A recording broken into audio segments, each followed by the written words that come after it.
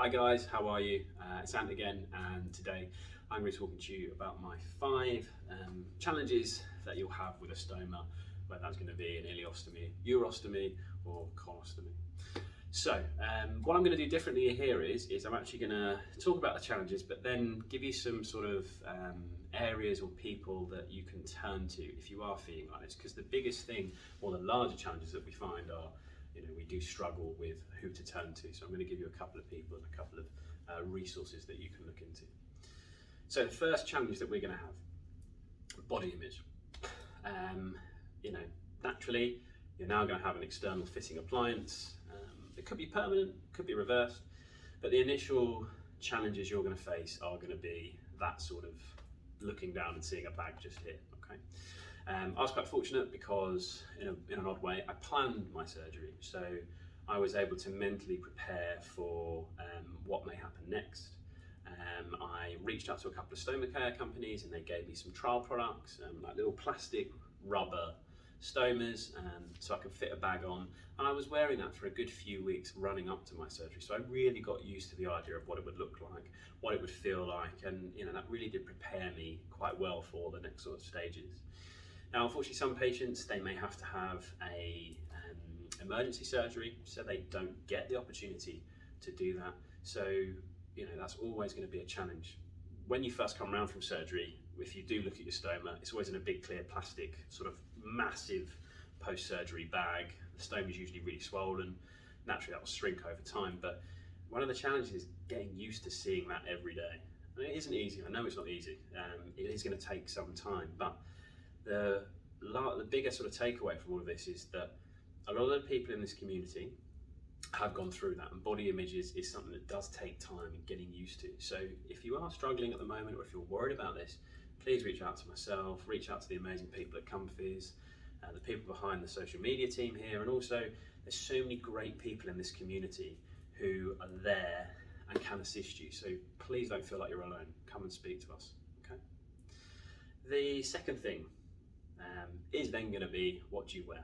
Now, as a guy, this area is almost impossible. Fortunately, Comfys have done some amazing work and provided us some really nice stoma fitting bands. But as a guy, there's not a lot of sort of room here to sort of wiggle with. Ladies are a bit more fortunate because you can wear things like, leggings, dresses, skirts, high-waisted jeans are always in fashion at the moment. So there's lots of additional things that you can wear. But a guy, there isn't much. The main thing here is trial and error, working out what works for you, but also what is comfortable for you and allows the bag to fill without it leaking and stuff like this. So what I've tended to do is I'll always go for the size up of what I normally wear. So I've got a bit more give and a bit more play. And if I can, I'll wear sort of semi-high waist. I've got some high-waisted-ish jeans on today, but sometimes I've got lower jeans where the waists are slightly lower. Then what I might do is just think about, where's my bag going to be? Maybe I'll have it hanging over the top, or can I tuck it in? But then what you'll find is maybe the bag will inflate up here and it won't drain properly. So you're going to have to really play with this and really understand what's going to work for you, okay? If you are, wondering about what to do in this sort of area, I'm more than welcome to come and speak to myself, but if there are any ladies watching this, please speak to the wonderful Amy, or IBD Warrior Princess. She does a lot on ostomy fashion and has some really great hints and tips that can really benefit you guys here. The third thing that I tend to find is exercise. So with exercise and all these sorts of things, the literature here is actually really loose. So people say you shouldn't be exercising straight after surgery, you should wait at least 12 weeks before you start lifting again, you should be looking at, just walking, don't run, do some ab exercises, don't do ab exercises. It's really, really confusing, okay? If you are looking to get into fitness, the easiest thing I can suggest that you do is take it slowly and be sensible and plan what you're going to do. Obviously, post-stoma hernias are something that is going to be a worry. I think it's about 50% of stoma care patients will actually get a hernia, but it's probably almost likely down to not having the right equipment, not being given the correct advice, and maybe not, actually trying to build their core up as they should be. The best advice I can give here is obviously plan, but then speak to your stoma care teams and your nurses about what you should be doing and when. A lot of people will naturally come back to you and say, if things are working, it's not hurting, then you're probably going to be fine, but just take your time with it, okay?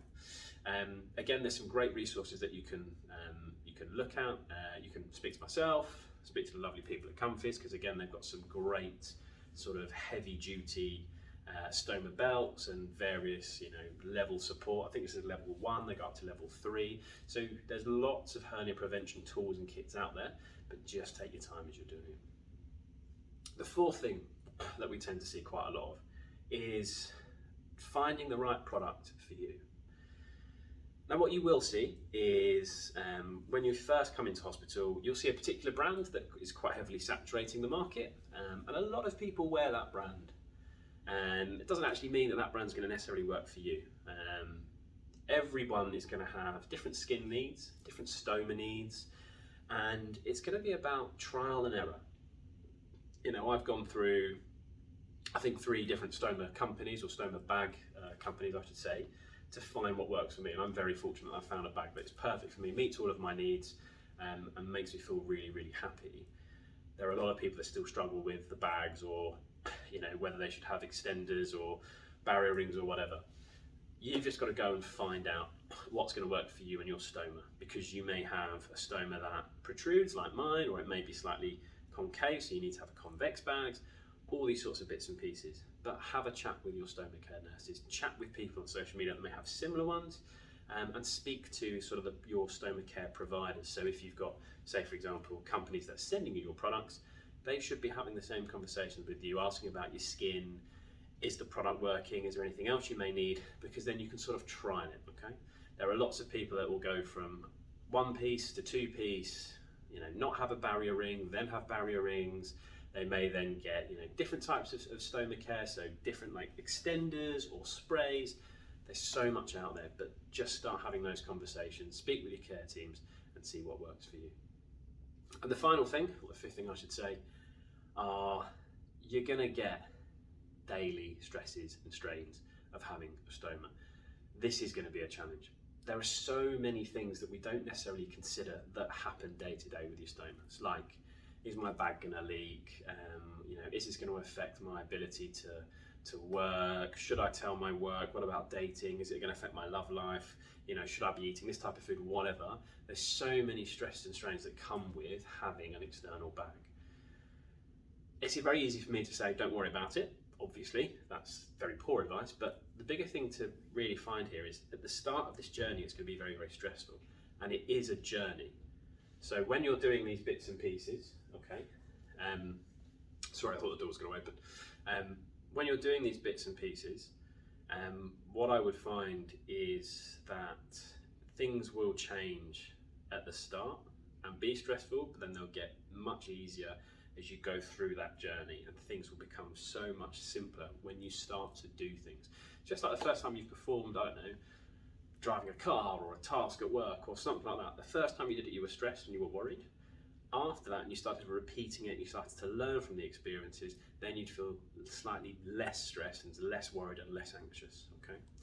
If you are in this space and you're really concerned about these various bits and pieces, please get into contact with ourselves.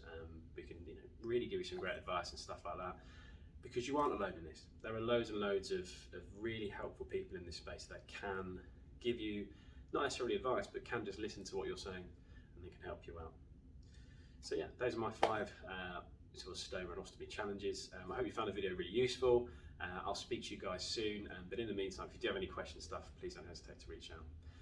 Cheers guys, see you later. I'm now going to go put some clothes on because I'm absolutely freezing. See you later.